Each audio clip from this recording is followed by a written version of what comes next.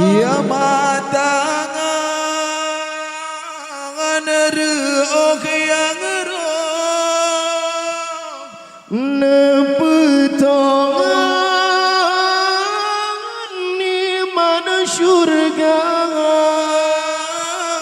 yang mantangan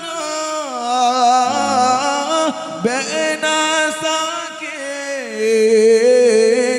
neberi kudip besar belam negeri Allah.